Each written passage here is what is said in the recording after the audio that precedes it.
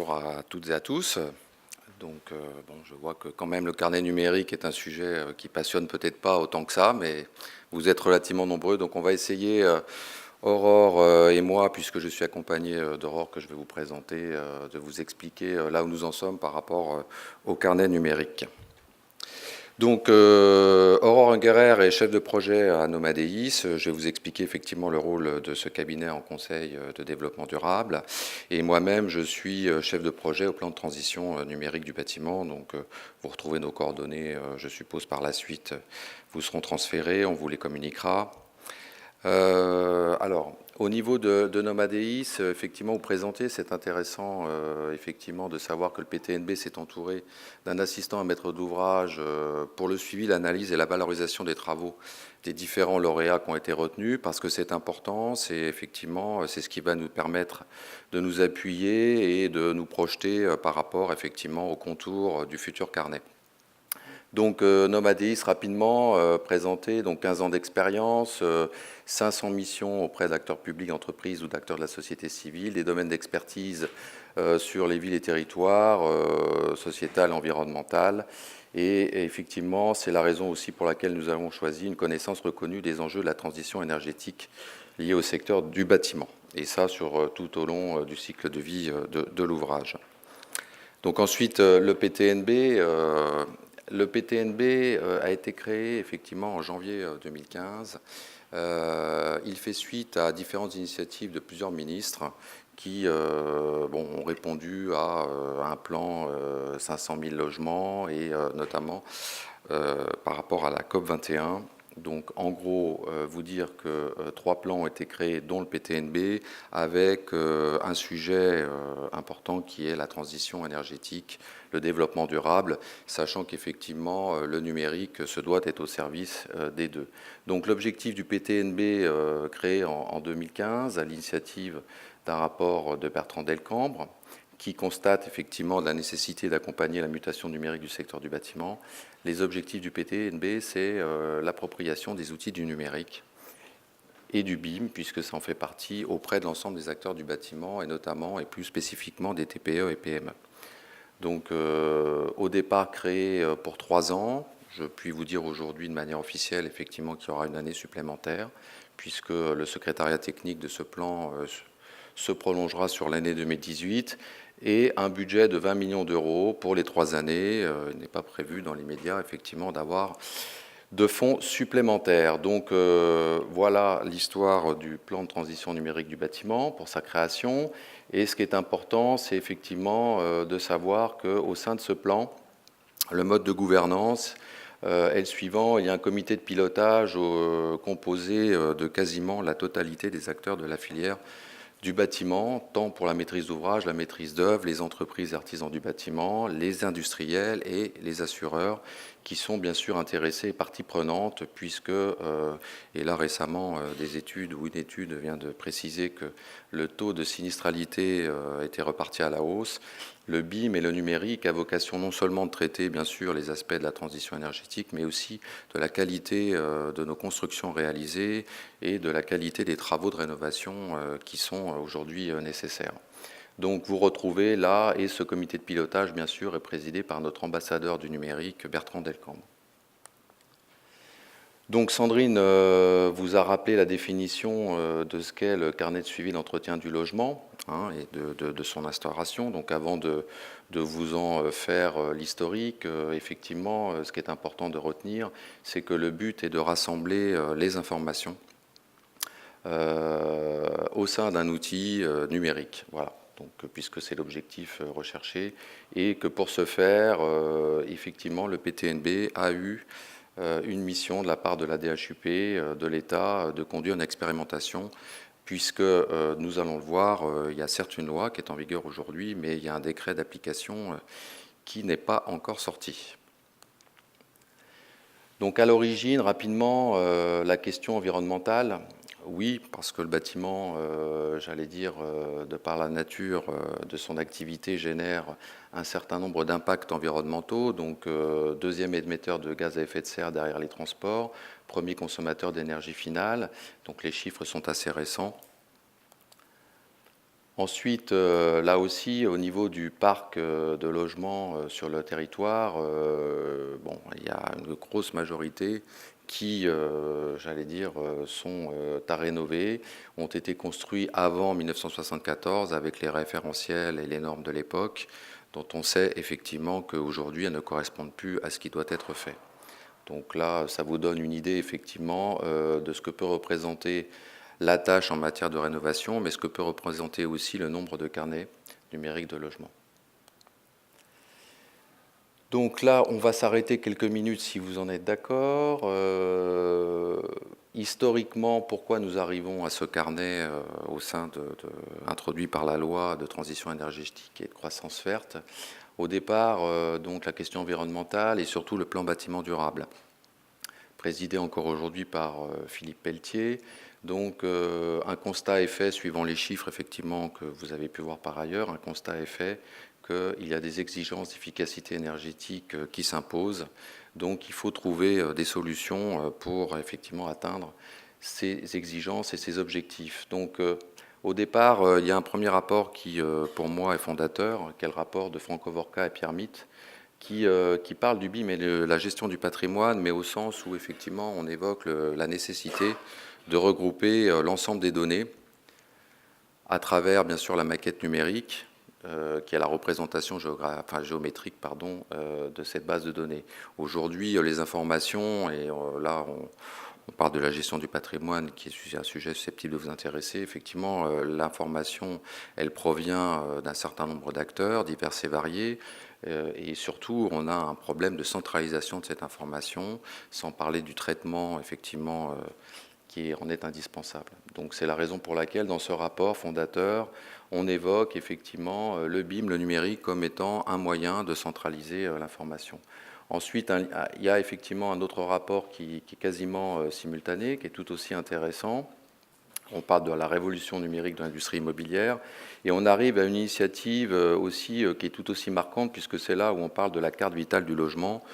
On essaie de faire le parallèle, effectivement, à tort ou à raison, avec la carte vitale que nous avons tout à chacun d'un point de vue de la santé. Là, on parle de la santé du bâtiment, l'objectif étant effectivement de tracer, de pouvoir, certes, regrouper les informations, mais aussi d'embarquer toutes ces informations tout au long du cycle de vie du bâtiment. Donc en cela, ça permet dès la phase amont d'avoir un diagnostic et d'avoir toutes les informations nécessaires pour faire ces diagnostics, prévoir les travaux et par la suite effectivement de gérer jusqu'à la déconstruction le tri éventuellement des différents matériaux qui ont été utilisés. Donc nous avons ce rapport et qui débouche effectivement sur un article de loi qui, on peut le préciser, a été une surprise. Pourquoi? Parce qu'effectivement, c'est au dernier moment qu'un amendement a été effectivement introduit, a donné lieu à cet article 11.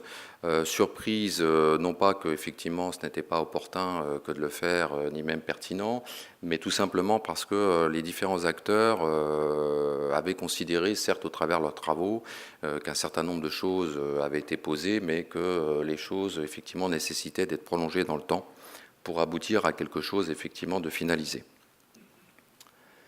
Là, simplement, effectivement, vous donner aussi une idée de ce que j'évoquais tout à l'heure, c'est-à-dire une déclaration de l'une de nos ministres, mais notamment pour faire valoir que le carnet numérique du bâtiment, c'est la traduction, en tout cas ça se veut la traduction, notamment de l'application du numérique au service de la transition énergétique.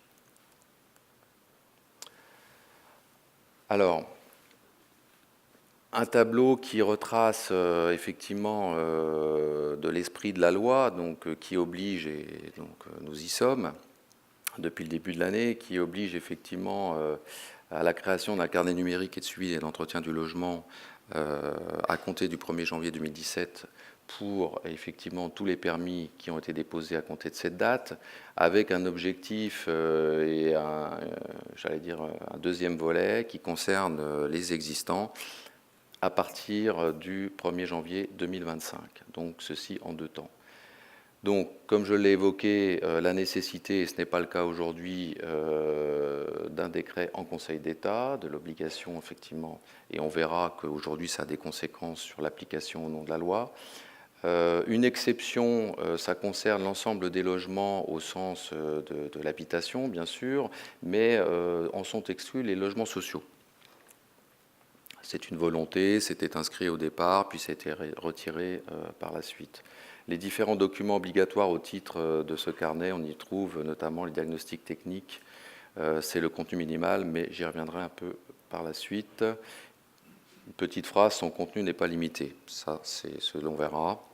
Ça laisse le champ ouvert, effectivement, à des possibilités. Donc rapidement, vous retrouvez des mots que vous maîtrisez, que vous connaissez, donc le contenu du carnet.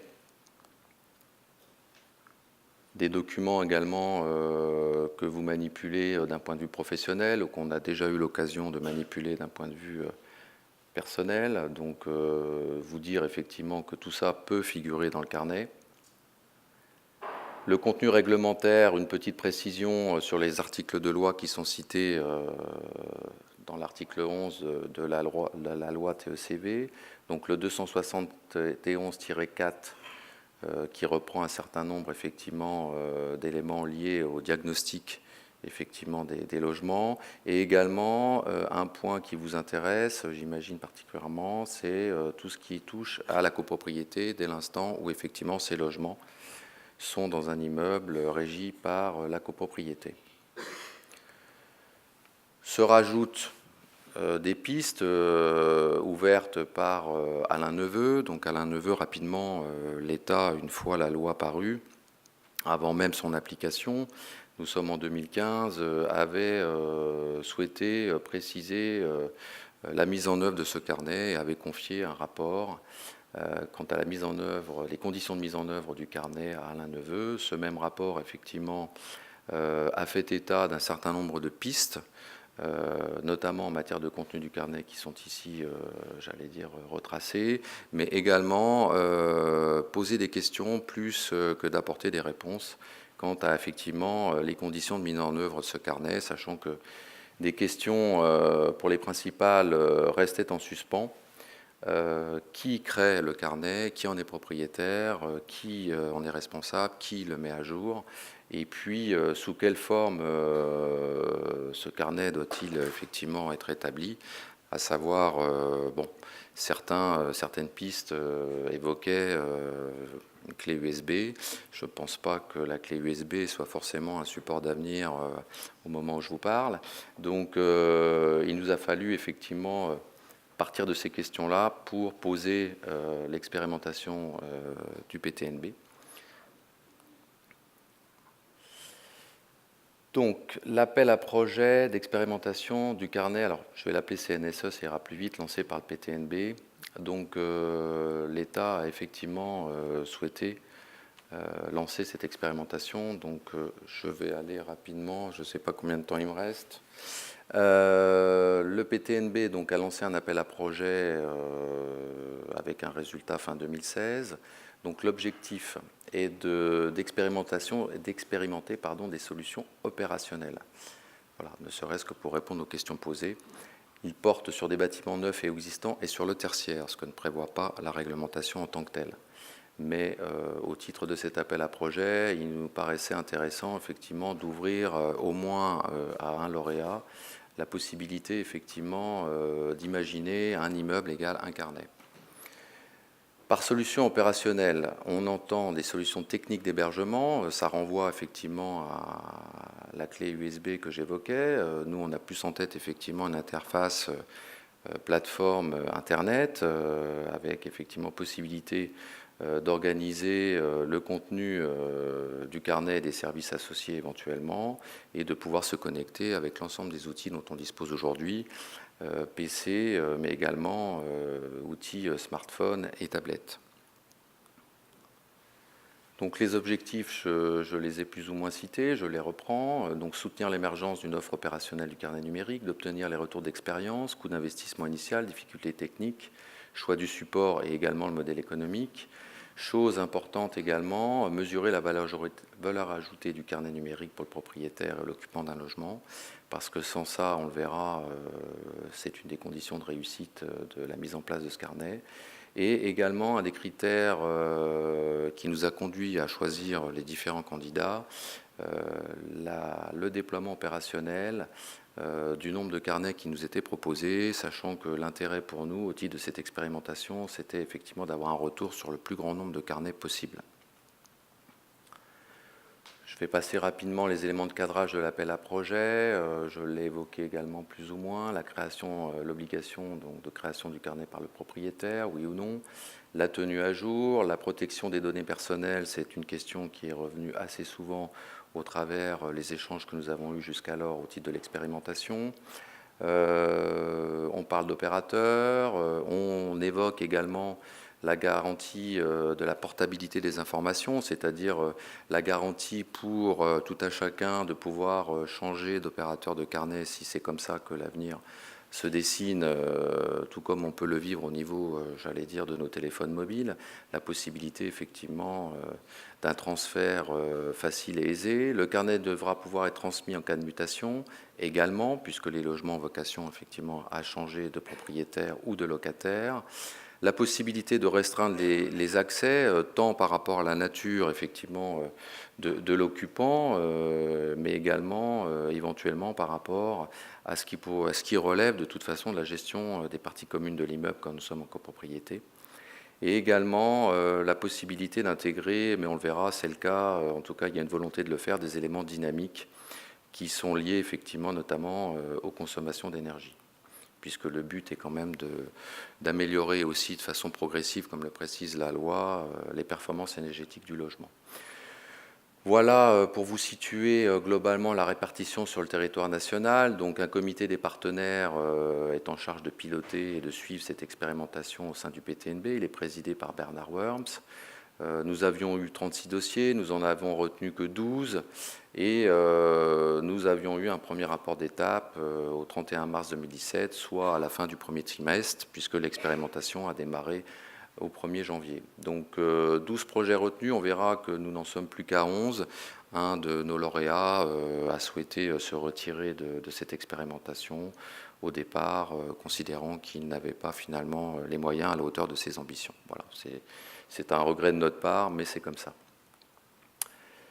Une première évaluation, rapidement, vous dire effectivement, avant de céder la parole à Aurore, vous dire que au niveau des 12 puis 11 lauréats retenus, ce qu'il faut retenir, c'est que nous avons un mélange intéressant, un panel de lauréats intéressants, à la fois des institutionnels, pour en citer un, Qualitel, qui fait partie des lauréats, et puis des startups type Vilogy, qui figurent, je crois qu'ils ont un stand au Salon Rent 2017, PMB Software, donc des univers différents pour nous proposer des solutions expérimentales de carnet. Donc ça, j'allais dire, ce n'était pas prévu, mais c'est une opportunité que nous avons eue dans le choix des lauréats.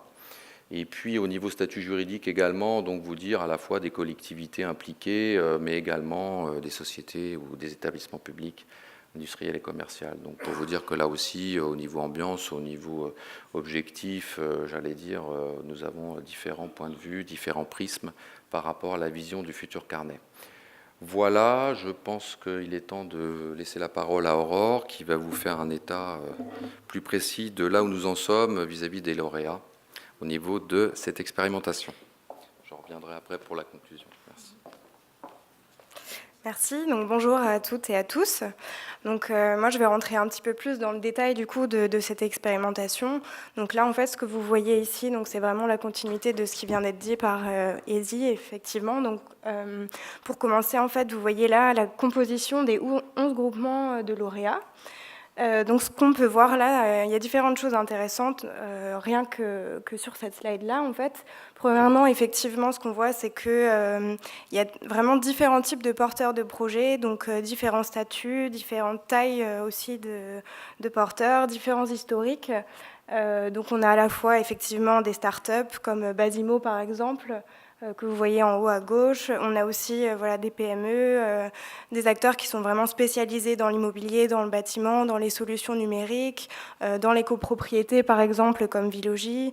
Il y a aussi des acteurs plutôt professionnels. Donc de ce côté-là, on voit par exemple Ireno, donc, qui est une association en fait, de professionnels. On a aussi le cluster NovaBuild. Par exemple, on a aussi des acteurs plutôt associatifs, donc comme par exemple le Caustic, ou même des acteurs donc, de beaucoup plus grande ampleur. Donc on a par exemple EDF qui s'est associé à Cozy Cloud ou Bureau Veritas, donc plutôt sur l'aspect certification. Donc déjà, effectivement, ce qu'on voit, c'est vraiment une grande richesse d'acteurs. Et ces acteurs-là, même, en fait, ce qui est intéressant aussi, c'est qu'ils se sont entourés, en fait, d'acteurs donc, dans des consortiums plus ou moins larges. Et donc, par exemple, on voit certains acteurs qui se sont entourés voilà, de spécialistes du numérique, de professionnels. Donc, on a différents types de professionnels, mais notamment, par exemple, sur l'aspect juridique, on a des promoteurs, on peut avoir les notaires. Enfin, voilà, c'est assez large. Il y a même des collectivités aussi qui se sont associées. Donc, ça aussi, c'est intéressant. Vraiment, il y a une grande variabilité parmi les lauréats. Et le troisième point aussi qui est intéressant, c'est que ces lauréats, en fait, il y en a certains qui s'appuient sur des outils qui sont déjà existants. Donc, par exemple, on voit NovaBuild avec EP qui a déjà mis en œuvre un outil qui s'appelle EasyGlue, qui est déjà opérationnel depuis plus d'1 an, et qui s'adresse du coup aux particuliers qui souhaitent faire des rénovations. On a aussi par exemple l'outil Giselle qui est porté par Qualitel qui s'adresse aux copropriétés. Donc voilà, on voit vraiment une grande richesse de projets. Alors, pour revenir un petit peu plus à notre rôle à nous, en fait, Nomadeis, nous, en fait, ce qu'on fait et la manière dont on appuie le PTNB, c'est de suivre l'avancement de chacun des lauréats donc au travers de l'expérimentation. Et pour ça, c'est assez simple. En fait, on procède à chaque trimestre en fait, à un entretien avec chacun des lauréats sur la base d'une grille d'analyse qui est sensiblement la même en fait, à chaque trimestre. Et ça nous permet en fait, de produire un bilan par lauréat et un rapport d'avancement aussi global pour les 11 lauréats. Et finalement, en fait, tout ça, à la fin de l'expérimentation, ça va nous permettre aussi d'élaborer des recommandations et de faire un peu la synthèse des enseignements de l'expérimentation pour alimenter aussi le décret. Donc pour rentrer un petit peu plus dans le détail de la grille d'analyse, effectivement, enfin là ce que vous voyez c'est pas exhaustif, mais ça permet un petit peu de voir les 5 grands axes qu'on cherche à analyser à chaque trimestre. Donc le premier point c'est le développement technique et informatique, donc on cherche à savoir où ils en sont de leurs solutions opérationnelles, quelles fonctionnalités sont déjà opérationnelles, lesquelles sont en projet, lesquelles vont être mises en œuvre d'ici la fin de l'année. On cherche aussi à savoir où est-ce qu'ils en sont, par exemple, de l'articulation, de l'interopérabilité avec d'autres opérateurs, qui était une condition aussi voilà, exigée par l'appel à projet. On cherche aussi à savoir comment ils fonctionnent du point de vue de la pérennité et de la sécurité des données, notamment les données personnelles. Le deuxième point, c'est l'initialisation et la mise à jour automatique des données. Donc sur ce point, en fait, on cherche à savoir où est-ce qu'ils en sont opérationnellement, est-ce qu'ils ont réussi à mettre en place des liens avec des acteurs, avec des outils, pour que les carnets soient automatiquement renseignés ou mis à jour. Le troisième point, c'est le recrutement des utilisateurs. Donc, ce qu'on cherche à savoir finalement, c'est comment concrètement ils s'y prennent pour mobiliser de nouveaux utilisateurs et où est-ce qu'ils en sont concrètement. Donc, combien d'utilisateurs ils ont réussi à mobiliser selon les différentes cibles qui sont visées. Le quatrième point, c'est la satisfaction de ces utilisateurs et la façon dont ils s'approprient le carnet. Donc, ce qu'on cherche à savoir, c'est d'une part la méthodologie en fait qui est mise en œuvre pour recueillir les retours des utilisateurs et aussi les résultats en fait de ces méthodes. Donc, aujourd'hui, que pensent les utilisateurs du carnet et comment font finalement les différents lauréats pour mobiliser les utilisateurs dans l'utilisation quotidienne ou fréquente du carnet, comment ils les accompagnent pour mieux renseigner leurs données. Et le cinquième point, c'est les moyens mis en œuvre. Donc, quels moyens financiers et humains sont mis en œuvre et comment évolue la réflexion vis-à-vis du modèle économique qui va être mis en œuvre à terme. Donc voilà, ça c'est un petit peu théorique sur ce qu'on cherche à savoir. On reviendra après sur finalement qu'est-ce que ça donne aujourd'hui. Pour pouvoir avoir ces données, pour suivre de façon pertinente et tirer des enseignements intéressants de l'expérimentation, la première étape, c'est aussi de comprendre la diversité de positionnement de ces acteurs-là. Et donc, ce qu'on voit en fait ici, c'est que les différents projets, en fait, ils ont différents types de cibles, de périmètres. Ils ne s'adressent pas forcément au même type de bâti. Donc, vous voyez à gauche, en fait, qu'il y a un acteur qui s'adresse spécifiquement au tertiaire, donc Basimo, le tout premier, mais il y a aussi un autre acteur, donc le caustique, qui s'intéresse au tertiaire de façon un peu plus expérimentale. Donc, ils ont testé, en fait, sur un certain nombre de bâtiments. Il y a 2 acteurs qui s'adressent uniquement au logement collectif, sachant que sur le collectif, il y a aussi certains acteurs qui ont intégré du logement social, même si ce n'est pas prévu dans la réglementation.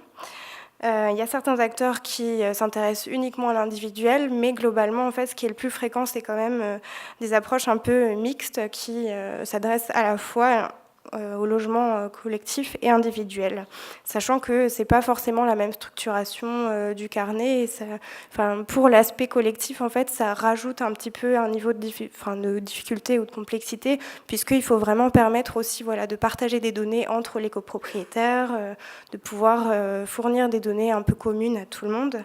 Donc voilà, c'est un petit peu spécifique aussi. Et puis pour le neuf et l'existant aussi, il y a différentes approches. Donc globalement, tous les carnets permettent voilà, de renseigner des données sur le logement existant. Et par contre, il n'y a pas forcément tous les carnets aujourd'hui qui s'adressent aux bâtiments neufs. Et ce qu'il est intéressant de voir aussi dans l'expérimentation, finalement, c'est que ces cibles, en fait, elles ont évolué pour certains des partenaires. Donc, par exemple, il y en a certains qui ont choisi de rajouter le logement neuf au cours de l'expérimentation parce qu'ils se sont rendus compte que c'était des logements sur lesquels on avait beaucoup de données qui étaient intéressantes. Ou, par exemple, il y en a certains qui ont choisi, comme caustique, donc de rajouter le tertiaire parce qu'ils ont perçu qu'il y avait une forte demande de la part de ces acteurs-là.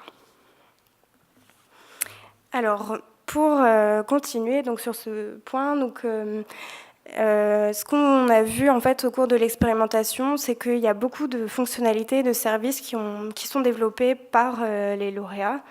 Donc, le premier point, évidemment, c'est la centralisation des données, donc à la fois pour récupérer plus facilement des données, pour les partager aussi plus facilement.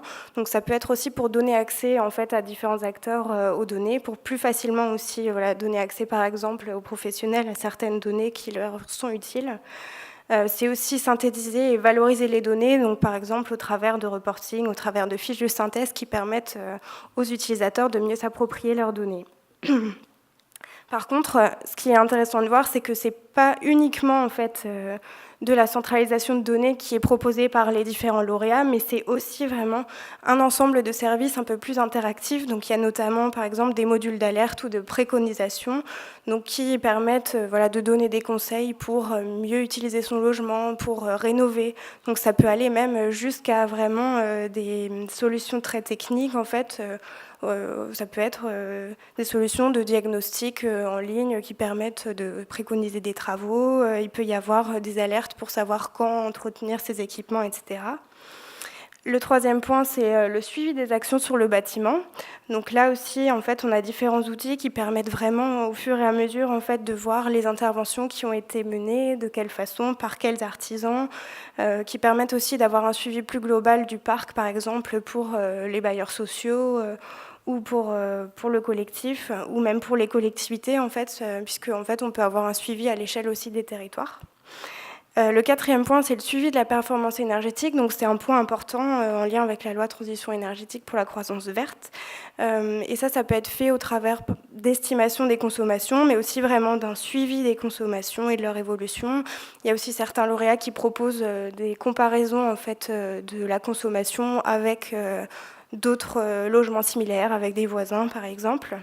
Et enfin, il y a une rubrique autre, en fait, parce qu'il y a plein de fonctionnalités, finalement, qui ont été proposées par les lauréats, que ce soit un pilotage des équipements à distance, que ce soit finalement un échange avec ses voisins, avec les professionnels, des carnets d'adresses, Voilà, même il y a certains lauréats effectivement qui voient ça dans une logique beaucoup plus large, finalement, pas uniquement l'entretien du logement, mais le logement de façon plus large ou la connexion avec d'autres services bancaires, assurances, etc.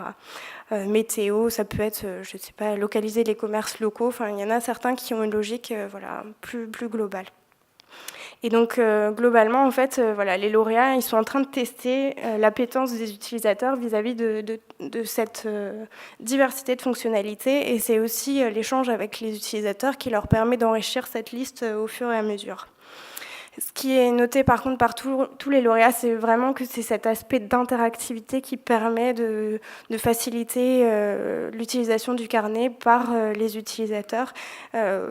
Seulement prévoir un outil qui fait la centralisation de données, finalement, c'est pas suffisant et la valeur ajoutée n'est pas suffisante pour les utilisateurs pour que ce soit vraiment intéressant. Alors très rapidement, on en a déjà parlé, mais les bénéficiaires clés de ce carnet, effectivement, c'est le propriétaire et aussi le locataire, mais il y a aussi beaucoup d'autres acteurs qui peuvent en bénéficier, qui peuvent intervenir dans ce carnet, donc à deux titres, pour fournir des données, donc pour aider les particuliers à renseigner leurs données ou pour fournir automatiquement des données qui peuvent être utiles, mais aussi parce que ces acteurs-là peuvent directement en bénéficier, parce qu'eux aussi peuvent avoir accès à ces données ou parce que ça peut leur apporter des données intéressantes pour finalement le suivi d'un parc, par exemple, pour les territoires, pour mettre en place des politiques plus pertinentes. Voilà, il y a vraiment un grand... Enfin, il y a vraiment beaucoup d'usages qui peuvent être imaginés en lien avec tous ces acteurs-là. Et donc, vous voyez, effectivement, il y a tout un ensemble de professionnels de tout type, les collectivités territoriales, les dispositifs régionaux de soutien à la rénovation qui peuvent être impliqués aussi. Et ce qui est important, c'est vraiment d'embarquer tous ces acteurs dans le processus pour que ce soit efficace. Et donc, pour terminer, pour en arriver vraiment à l'état d'avancement, donc où est-ce qu'on en est aujourd'hui finalement de cette expérimentation? Donc, du point de vue technique, aujourd'hui, les solutions, en fait, elles sont opérationnelles et elles sont en cours d'amélioration continue. Donc, globalement, ce que font les lauréats, c'est régulièrement rajouter des fonctionnalités, c'est faciliter l'accès au carnet, améliorer l'ergonomie, la robustesse, etc. Mais globalement, voilà, ces carnets ils sont opérationnels aujourd'hui.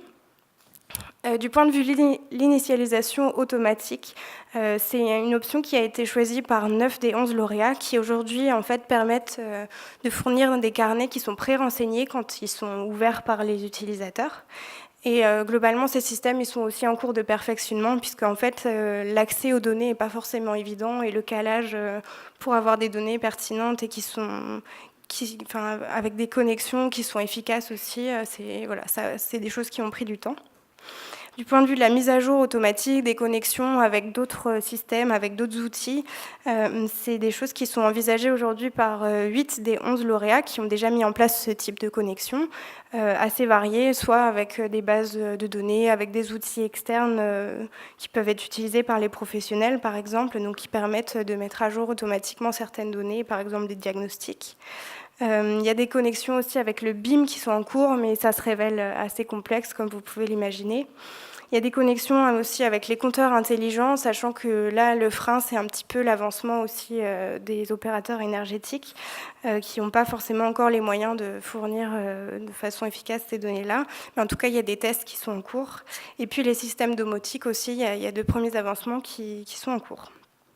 Pour le recrutement des utilisateurs, ce qu'on constate, c'est que les stratégies de recrutement, elles sont assez diverses. Donc, il y a certains acteurs qui s'adressent directement au grand public par les réseaux sociaux, par les médias classiques. Et puis, il y a aussi d'autres lauréats qui s'appuient vraiment sur des partenaires professionnels ou associatifs, ou même sur des institutionnels, donc sur, par exemple, des dispositifs de rénovation. Et l'appui sur ces relais, c'est vraiment quelque chose d'efficace, on s'en est rendu compte. Et ce qu'on constate aussi, c'est vraiment un besoin de sensibilisation et de communication qui est important pour pouvoir recruter les utilisateurs. Et que finalement, en fait, c'est vraiment, ce besoin d'accompagnement, il est aussi très important pour inciter les utilisateurs à renseigner leur carnet, à l'utiliser, à s'appuyer sur cet outil qui est fait pour eux. Et enfin, donc, sur le retour des utilisateurs, là aussi, il y a différentes méthodes qui ont été mises en œuvre. Donc, il y en a qui ont commencé déjà depuis le début de l'expérimentation avec des échanges réguliers. Mais globalement, en fait, le gros bilan qui va être fait, il va débuter là dans les prochains mois, puisque en fait, il fallait laisser le temps aux utilisateurs aussi de s'approprier l'outil. Donc aujourd'hui, on n'a pas encore vraiment de retour sur la valeur ajoutée du carnet pour les utilisateurs, mais les premiers retours, en tout cas, sont positifs de la part des utilisateurs, avec vraiment comme point clé le besoin d'interactivité pour que cet outil soit vraiment utile aux utilisateurs. Voilà, je vais repasser la main à Eddy pour terminer. Bon, on arrive au terme, donc beaucoup d'informations. C'est vrai que j'ai commencé par courir. Aurore en a rajouté un certain nombre et je la remercie. Alors on va essayer, pour ceux qui sont arrivés en cours de route, effectivement, le plus important, la conclusion. Donc déjà, vous faire part du fait que certains carnets sont accessibles. Donc si vous souhaitez effectivement aller consulter ce que ça peut donner, si vous souhaitez participer à l'expérimentation, ça reste totalement possible. Et puis nous sommes là pour vous communiquer effectivement les différents contacts. Est-ce que ça passe? Hop, voilà. Donc, les conditions de réussite du carnet, puisque vous avez un certain nombre d'informations, il n'en reste pas moins que ce carnet-là, s'il n'y a pas une ergonomie simple et fonctionnelle, si, comme on l'a vu, il n'y a pas des services associés, il y a peu de chances, effectivement, qu'il serve à quelque chose, ou en tout cas qu'il rayonne sur l'ensemble des générations. Parce que je pense qu'effectivement, au niveau des générations, par rapport à ces outils numériques, il est important de tenir compte de chacun. Donc, une des conditions, effectivement, de réussite, c'est que ce carnet-là, eh bien, on a envie, effectivement, de l'utiliser. Il faut aussi que ce carnet-là, on y trouve un certain nombre d'éléments, mais des documents sous forme de format ouvert. Donc il y a non seulement le format lié en open standard, qui est le format IFC concernant la maquette numérique, mais il y a tous les autres formats que nous manipulons, puisque l'enjeu, c'est effectivement, une fois qu'on a nos informations sur le carnet, il faut pouvoir, comme on l'a vu, les transférer, les manipuler, les télécharger et surtout pouvoir les utiliser. Donc c'est la raison pour laquelle aujourd'hui, et Aurore l'a précisé, tous ces formats open, entre guillemets, sont nécessaires. La maquette numérique, son développement ne conditionne pas le développement du carnet numérique. Ça, c'est ce qui a été précisé, mais il est évident que ce que l'on peut envisager par la suite, c'est qu'en matière de construction neuve, dès l'instant où la maquette numérique sera à l'usage courant, il est évident qu'on partira de cette maquette pour alimenter les futurs carnets. Le modèle économique, rapidement, et j'allais dire sous forme de clin d'œil, oui, j'allais dire c'est important. Alors les modèles économiques de certains produits aujourd'hui sur le net, c'est difficile, il n'y en a pas vraiment. Donc là, j'allais dire, nous n'avons pas la solution. Je pense que nos différents lauréats ne l'ont pas non plus. Il y a ceux qui prônent effectivement le fait qu'il faut quand même qu'il y ait à minima, j'allais dire, une somme de versée au départ ou pendant, et puis il y en a d'autres qui prônent, j'allais dire, la gratuité en contrepartie de la mise à disposition de données, donc de publicité affinitaire notamment. Mais j'allais dire, ce point-là est important, puisque là aussi, c'est une des conditions de réussite du carnet. Une autre condition, et là j'approche de la conclusion, avant de revenir sur un point, effectivement, parce que c'est important, nous ne parlons que du carnet numérique lié au logement. Il existe un carnet d'entretien de l'immeuble, ce n'est pas la même chose. Le carnet numérique de logement est une des briques, pour revenir au sujet principal, de l'immeuble digital, mais j'allais dire, la question reste posée effectivement quant à savoir si ce carnet d'entretien de l'immeuble va être intégré ou non au carnet. Donc pour le moment, j'allais dire oui en quelque sorte. ou alors l'inverse, effectivement, peut être vrai également en fonction des solutions qui seront proposées. J'en reviens à la condition de réussite du carnet. Si ça se limite effectivement à être un support numérique quel qu'il soit dans lequel nous trouvons l'ensemble des documents que nous avons au format papier par ailleurs encore aujourd'hui, à mon sens, et c'est un avis personnel, il n'y a aucun intérêt effectivement à avoir un carnet numérique. En tout cas pour ceux qui savent où sont les papiers liés au logement. Donc l'intérêt, c'est effectivement pour les professionnels aussi que vous êtes, que ce carnet-là soit interopérable avec un certain nombre de bases de données. Donc aujourd'hui, je vais défiler rapidement, mais il y en a qui effectivement sont connues, qui existent depuis pas mal de temps, mais il y a celles aussi à venir.